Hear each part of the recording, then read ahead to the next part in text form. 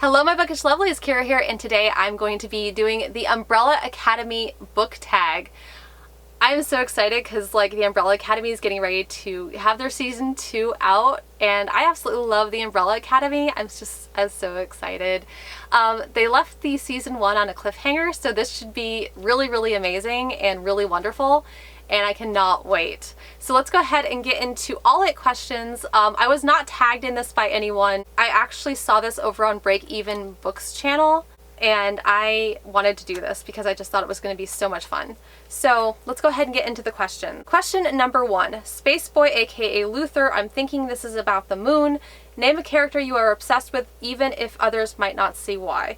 So for that I actually picked Sans from the first Law trilogy. And the reason why I'm obsessed with this character is because Joe Abercrombie, who wrote the book, these characters are just so three-dimensional. They are standout, they are wonderful, and I absolutely love them. The characters are so highly addictive, and it feels like you make friends. Now, one of the reasons why I love Sans so much is because in his heyday, a ladies' man, he got along with everybody, he was in the military, he was going somewhere for himself, and then he got kidnapped by enemy and tortured and ended up disabled. He's lucky he can walk. But out of all of that, he's kind of developed a very crazy, dark sense of humor, and he is now presently an inquisitor for the current government. Well, being an inquisitor means that he tortures people, and I have never known torture to be so funny. And he's just such a character and so well developed, and he's just wonderful, and I love him. Question number 2. The Kraken, aka Diego. When he throws knives, Diego never misses. Name a series or author where all the books have been a hit. So for me, so far, all the books that I've read by Neal Shusterman have been a hit, and particularly the Scythe Trilogy by Neal Shusterman. I love this trilogy. I was addicted to the first book, the second book, and the third book, even though a lot of people were not a huge fan of how the third book ended, but I felt like it was really fitting for everything else that happened. It is a YA dystopian science fiction book series that I love, and I still think about it constantly, and it ended up being one of my all-time favorites. It's about these Grim Reapers that have mastered death. They don't really call them Grim Reapers, they call them Scythes, and Scythes are pretty much above the law. They can reap whoever they want. Now, a lot of Scythes try to be fair, they try to go with statistics, and they try to make sure that everything is okay with how they're doing it, so that they're not biased in their opinion on who they glean, was what they call it. But there are some in this world that are extremely morbid and do mass killing sprees. So yeah, it's very well developed, very wonderful, very fleshed out, and it's just such an experience just reading all 3 of them. I love them so much. Question number 3. The Rumor, aka Allison. I heard a rumor. Name a book you haven't read yet, but you heard was great. So for that, I picked the Falling in Love montage by Clara Smith. This is one I've heard so many wonderful things about. Everybody's been talking about this on Twitter, and I am just so really excited. It's a YA rom-com, female sapphic romance. I'm so here for it, and it just sounds so wonderful, and I'm really excited. I have to read this. I think it's going to be brilliant. Question number 4. The Seance, aka Klaus. Hey, did I ever tell you about the time I waxed my ass with chocolate pudding? Yeah, he actually says that.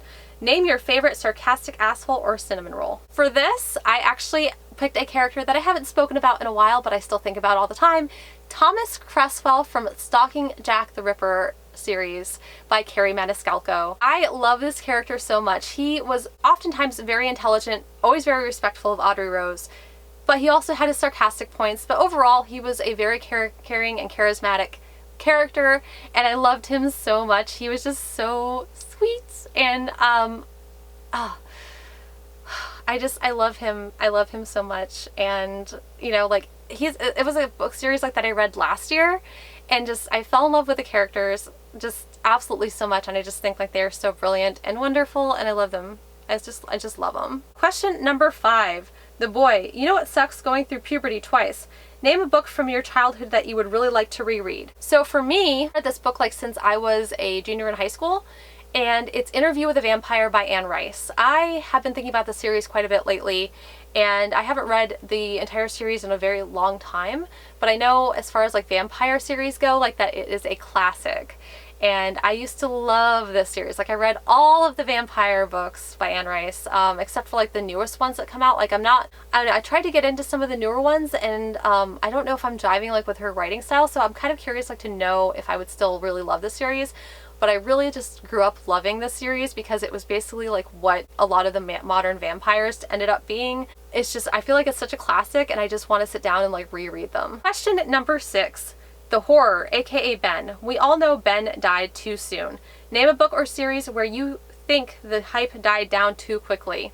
Well, if you guys have been on my channel, once again, this is going to come as no surprise for you. Actually, I feel like that there was a little bit of hype for this book, but not nearly enough. The House on the Cerulean Sea by T.J. Klune. Is anybody really surprised I mentioned this book?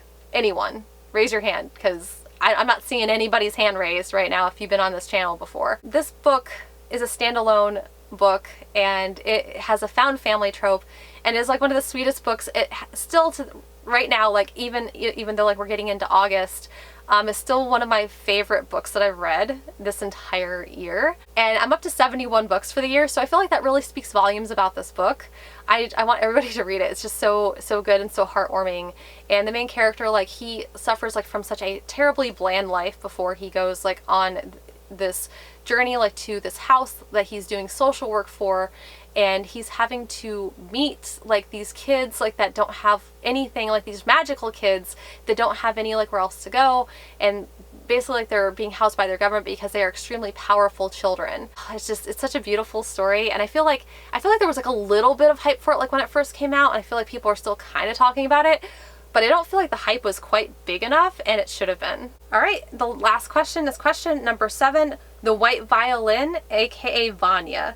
Spoiler alert. So there is a spoiler in this question. Through the first season of the show and through the first volume of the comic build-up, Apocalypse Suite, Vanya discovers that she is not the weakest of the group. Name a character with a power greater than it first appears. So for this, I actually picked Hawk from Blood and Ash. This character is nothing like what he seems. He is very valiant, he's very brave. He's also a little bit of a sarcastic kind of guy, but like he reminds me like a little bit, like especially like on his approach towards the main character. He kind of like reminds me like a little bit of Ray Sand, who is also like a little bit of a smartass, and who is also like, I mean, but Ray Sand of course like was always pretty powerful. We knew that, but Hawk, you didn't like really see that coming. He started out like as a guard in the military for the Queen and the King in this world, and we knew nothing about him going in, really, aside from like the fact that, you know, like he had kind of like a troubled kind of past, and a past like that kind of hurt him, but we didn't know anything about that. And I don't like really want to spoil like that book for you guys. Just know that he's more powerful than he appears.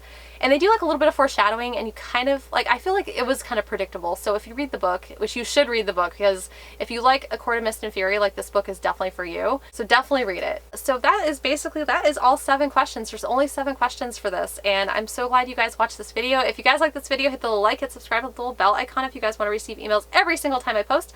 I'm also on Instagram, Twitter, Amazon, and Goodreads. Those links are linked in the description below. I hope you guys enjoyed this video. Please like and subscribe. It really helps me out, and I will see you guys again very soon.